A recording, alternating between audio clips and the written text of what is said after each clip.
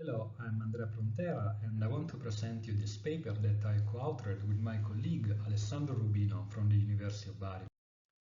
Now, in this paper we focus on renewable energy agencies and the role of these agencies in the energy transition in a specific region of the Global South, the MENA region.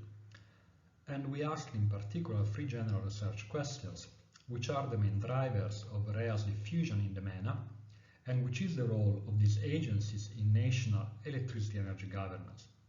Then, what is the impact of greening energy governance through agencification, so by granting REAs an important role in national energy governance on the deployment of renewables in the MENA countries?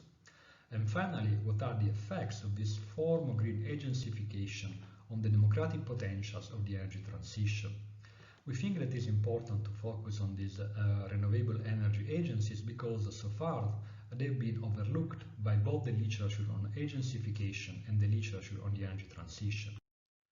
Starting from the literature and also by developing an original data set on renewable energy agencies, we formulated more specific hypotheses.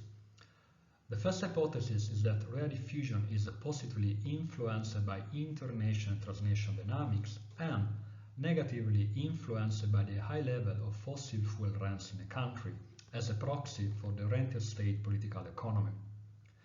The second hypothesis is that the role of renewable energy agencies in national energy governance is negatively influenced also in this case by the high level of fossil fuel rents in a country. So the idea is that the rentier state political economy has a negative effect both on the diffusion of these agencies but also on the role that these agencies play at the national level. The third hypothesis is that the more relevant the role of REAs in national energy governance, the higher the development of renewables in the country.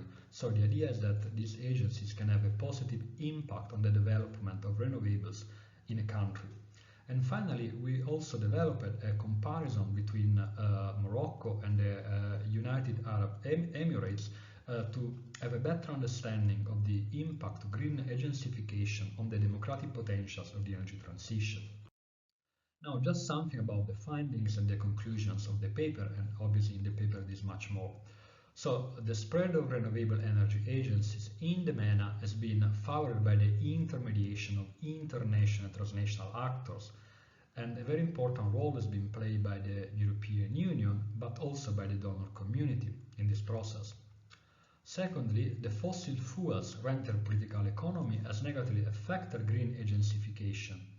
And if you look at this finding, we can say that the MENA region, because of the presence of many countries, many producer states, is an environment which is hostile for agencification in general, and so also for agencification in the area of renewables.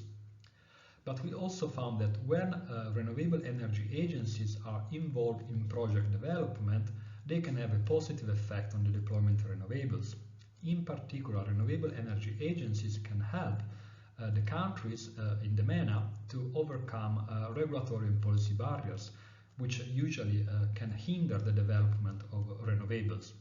And these results, we think, call for a better understanding of the different institutional paths that can increase policy effectiveness in the Global South in the area of renewables, beyond the traditional focus on market-oriented reforms and regulatory policy.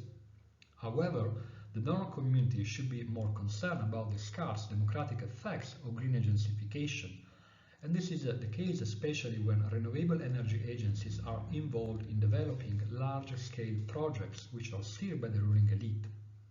So the idea is that further research is needed to better understand the mechanisms for accelerating the energy transition in the Global South, while at the same time supporting a more open and a participatory approach to policy making. Thank you for your attention, and I hope you will enjoy reading the paper.